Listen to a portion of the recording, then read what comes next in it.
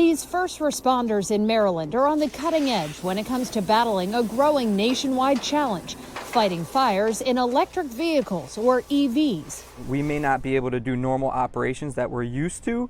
Training instructor Jason Leone knows EV fires demand an entirely different approach, from using significantly more water to keeping a cautious eye because of the threat of electric shock.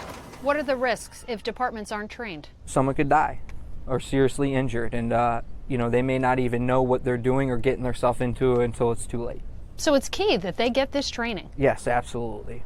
But as more EVs hit the road, a Spotlight on America investigation discovered training isn't up to speed nationwide. Our team contacted fire marshals and firefighter associations in all 50 states and Washington, D.C. In New York, only about 15% of departments have had training, while Illinois' data shows they're under 10%.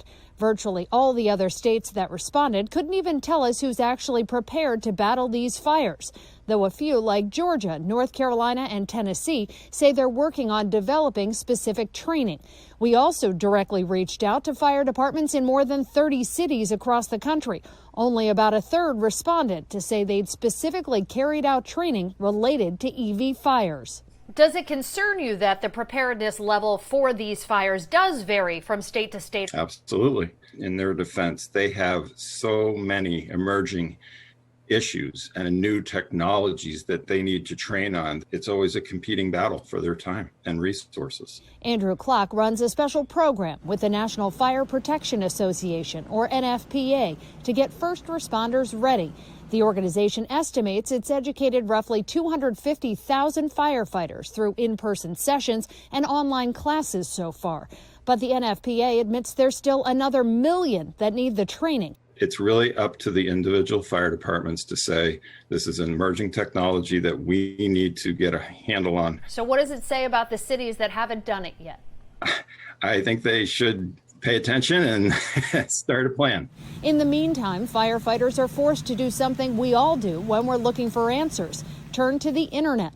That's where they'll find emergency response guides posted online by car manufacturers. But in a report last year, the NTSB found the instructions in most of those online guides lack necessary vehicle-specific details when it comes to fighting EV battery fires. If the responders don't have good information, we've already seen in some of the incidents where they're not being as effective as they could with the firefighting response. You could eventually have some tragedies occur. Tom Barth is an investigator with the NTSB, which made several recommendations in its report, including calling on fire associations to spread the word about EV fire risks and ramp up training. And it urged manufacturers to provide more vehicle-specific information in its guides about how to best fight EV fires and minimize the threat of reignition. The manufacturers have been working hard at this, and virtually every vehicle manufacturer out there has made guidance materials available. But with the new technology, there's always some level of discovery process. Discoveries many firefighters are making about electric vehicles in the heat of the moment.